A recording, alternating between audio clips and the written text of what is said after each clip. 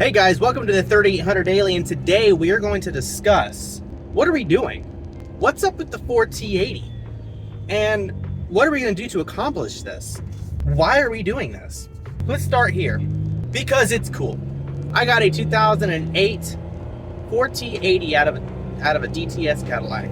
These transmissions are supposed to be beefier, stockier, and you could cram so much more torque through them without blowing them up, without them falling apart. However, the torque converter's always been the weak point with those. I ordered a torque converter for it from Precision something or another. I'm gonna get all details hammered in later, I promise. I'm doing this because my third gear clutch is slipping. When that slips, all of your power just can't go anywhere. As soon as you're in third gear and you just slam on it, it just goes and doesn't go anywhere. Second gear will get you to 95 miles an hour. When you're drag racing or in Mexico, you're gonna want to go faster than 95 miles an hour. So, what all is need to do a build like this? Well, obviously money and patience. Those are two key determining factors of whether or not you are capable of doing something like this.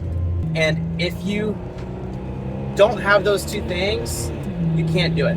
I currently have a Ford Focus ST in front of me, really trying to test my patience here.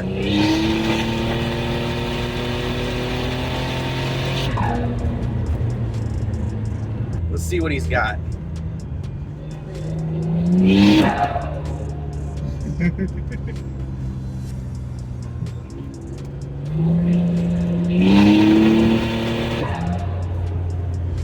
He don't want none of this. Anyways, you're gonna need a bunch of money, time, and points. I'm spending my budget's around $4,500 to do this build. First thing you're gonna need is a transmission.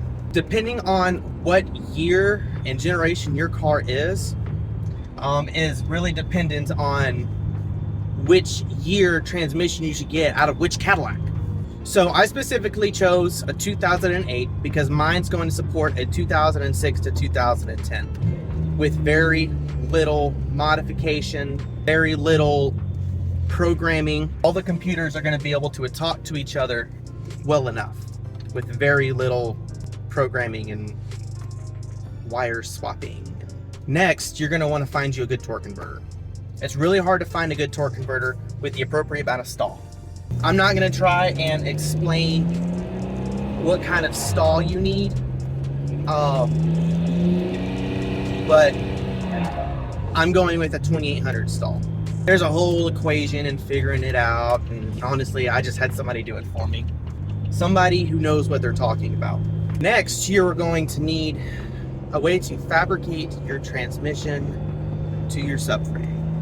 Now, I'm not going to drop any names. I've got something figured out for mine, but for now, we're going to keep that on the down low until I get all that sorted out. Next, you're going to need a way to pull your engine out. A lot of people drop it.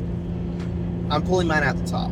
Reason being is because not everybody has a lift, and I want to show y'all that it can be done being pulled out at the top. How hard it is and what you got to do.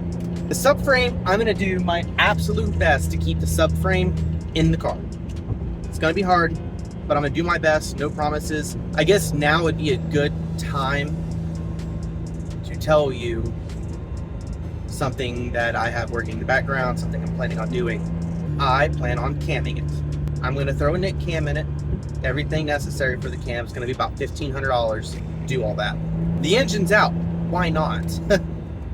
You're also gonna need a set of axles. Your regular stock axles that go into your Ford T65E is not going to work anymore. You're going to need bigger axles. You're going to be able to handle a lot more power. However, LS4 King, I believe, sells a set of those. So you can go hit him up and grab yourself a couple or get yourself from Rock Auto, but his are probably better than anyone's.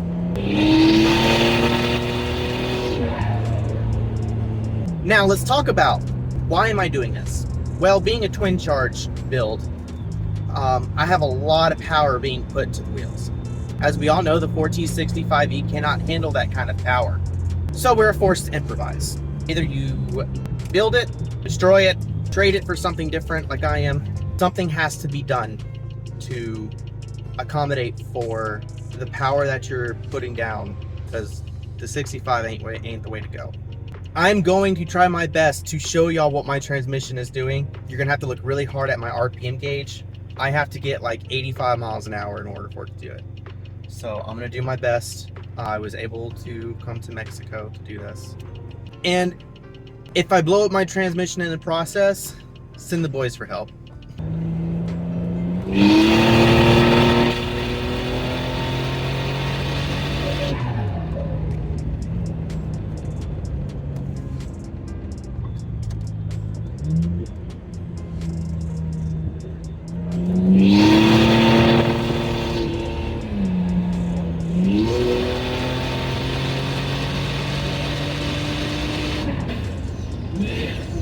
Well, there goes my charge pipe. Yeah, so there's, you know, this isn't, I'm not trying to deter you from doing your own 4T 80E swap, but what I'm going to tell you right now is it is not going to be easy. If you would like to go and follow me on Instagram, I do a lot of like little, or at least I'm trying to do a lot of like uploads to there of things in the works, things that I'm getting in the mail, things that I'm going to announce in future videos that I'm not announcing right now.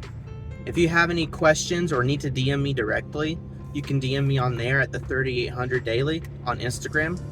I also got something really neat in the mail going back to our intercooling thing. Hopefully it's gonna help, but you'll see that later. I also want to thank you guys so much for all your support, all your comments, your likes, taking the time to watch my videos.